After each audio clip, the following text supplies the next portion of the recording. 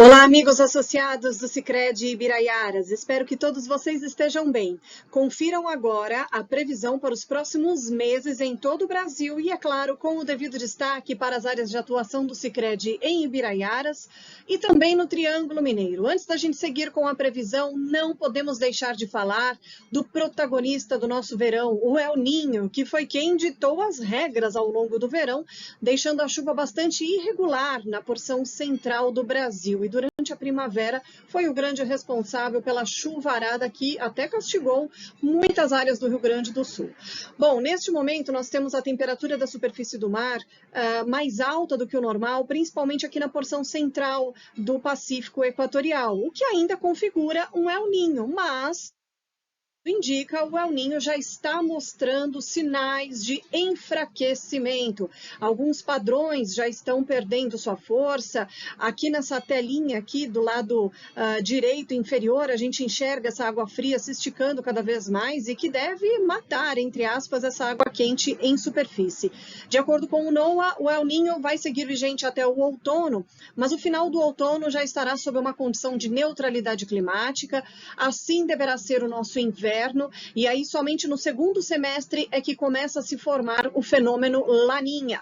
Bom, os desafios do agro que já vivenciamos por conta do El Niño foi a primavera de muita chuva no sul e a irregularidade da chuva entre o sudeste e o centro-oeste. Para se ter uma ideia, na porção central do Brasil houve um atraso de pelo menos 45 dias na consolidação da chuva de verão.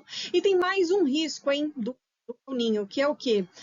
Ele pode mandar embora um pouco mais cedo a chuva de verão no interior do Brasil. Historicamente, isso costuma acontecer. Bom, e se vier um Laninha para o segundo semestre? Bom, a expectativa é que o Laninha possa aí trazer um risco de atraso do próximo período úmido, mas tudo isso é algo que a gente vai monitorar ainda no decorrer dos próximos meses, é claro, trazendo todos os detalhes do que a gente pode esperar para a próxima safra, 24 e 2025, se de fato a gente tiver um Laninha consolidado. Bom, condições atuais, o mês de fevereiro ele foi o melhor mês do período úmido no interior do Brasil, mas não foi o mês ideal.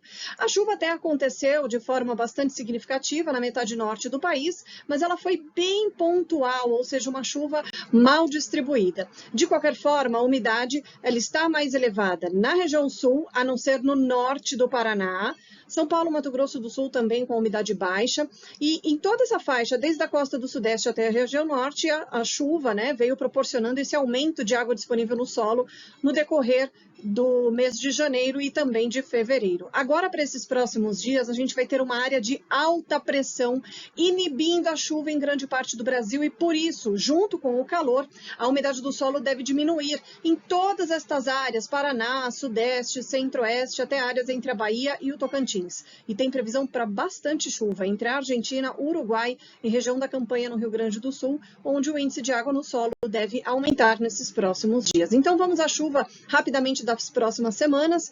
Tem previsão de chuva aqui no centro do país, mas é algo muito mais fraco, muito mais localizado. Os maiores acumulados ficam para a faixa norte e entre a Argentina, Uruguai e região de fronteira do Rio Grande do Sul. Percebam que grande parte do Brasil terão a chuva abaixo da média para este período. E a temperatura vai lá no alto. A semana já começou com uma massa de ar quente, provocando onda de calor ao longo desses próximos dias, que terão temperaturas muito elevadas entre o Paraguai, interior da região sul e Mato Grosso do Sul. E no meio da semana, esse calorão também aumenta entre o interior de São Paulo e pegando também áreas do Triângulo Mineiro. Bom, rapidamente, de 19 a 25 de março, ainda tem bastante chuva para o sul, até avança um pouquinho mais pelo Rio Grande do Sul, mas centro do Brasil com chuva abaixo da média. Depois disso, de 26 de março até 1º de abril, a chuva diminui no centro e sul do país e ela continua mais volumosa nas áreas mais ao norte do Brasil, mesmo assim sem alcançar a média histórica. Resumo agora dos próximos meses. Para o mês de março, há uma expectativa da chuva abaixo da média entre São Paulo e o centro-oeste do Brasil, áreas do Pará e Tocantins também, o que pode ser um indício da chuva se despedindo mais cedo do interior do país. Em contrapartida, no interior da região sul, há uma expectativa até de chuva acima da média. Para o mês de abril, a chuva fica abaixo da média também entre Minas, Goiás, Mato Grosso e Tocantins. E dentro ou até acima da média no Rio Grande do Sul. Em maio, começa a abrir cada vez mais aquela clareira clássica da época do ano. Centro e norte do Brasil com chuva abaixo da média, ou seja, vai ser mais seco do que já costuma ser nesta época do ano, enquanto isso o Rio Grande do Sul terá chuva acima da média.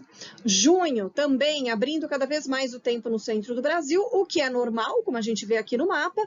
Agora, no Paraná, Mato Grosso do Sul, tem previsão de chuva, mas não alcança a média histórica. Depois, tem essa expectativa aí de um mês de julho, com chuva abaixo da média no sul do Brasil, mesmo que venha uma chuva, ela não alcança a média.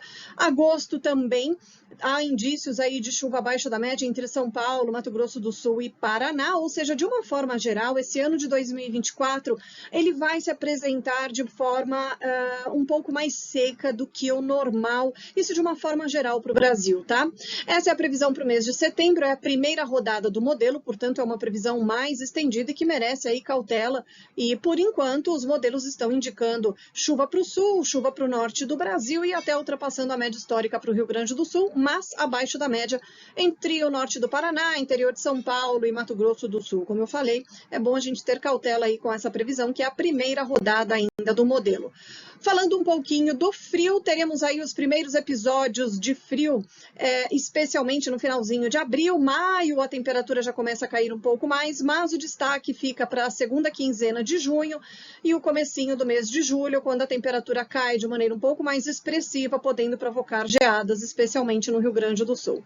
Agora vamos à tendência de chuva e de temperatura para os próximos 180 dias, mas eu começo pelos próximos 30 dias na região de São Jorge, onde tem essa chuva retornando na semana que vem, depois abre uma janela de tempo firme e retorna novamente uma condição de chuva lá no comecinho do mês de abril, só que de maneira menos intensa e mais localizada. A temperatura sofre uma queda, hein, na semana que vem, mas isso somente ali perto do dia 20, 21 do mês de março, tá?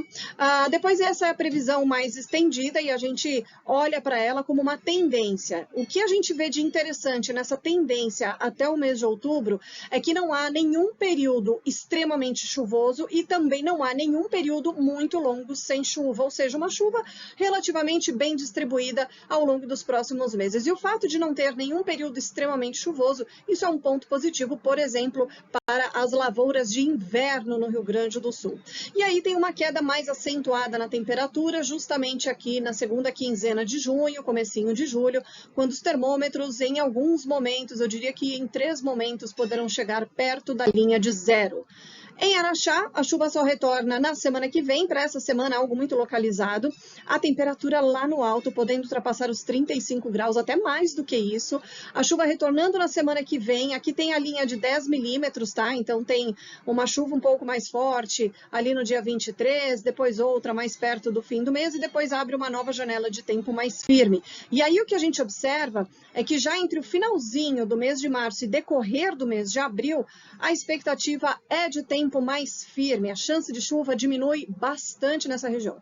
A gente tem uma chuva mais encorpada, relativamente mais encorpada na semana que vem, mas já no finalzinho de março para abril começa a abrir uma janela mais longa de tempo firme, e eu diria que isso fica só para os primeiros 10 dias do mês de abril. Depois disso, a chance de chuva diminui muito nesta região. E há uma queda mais acentuada na temperatura para a região de Araxá, lá perto do dia 15, entre 10 e 15 do mês de junho, quando os termômetros ficam em torno ali dos 5 graus. É uma previsão que merece atenção. Vamos monitorar aí no decorrer das próximas semanas.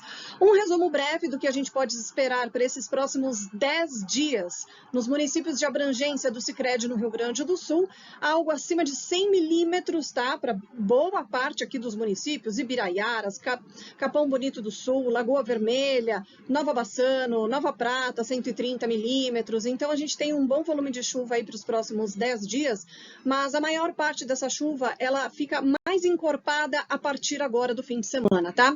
Já para o Triângulo Mineiro, uma chuva bem mais localizada e boa parte desta semana é tempo mais firme mesmo e a temperatura vai lá no alto, tá? No começo da semana que vem é que tem previsão para algumas pancadas de chuva. Por hoje é só. Tenham todos uma excelente semana e até a próxima!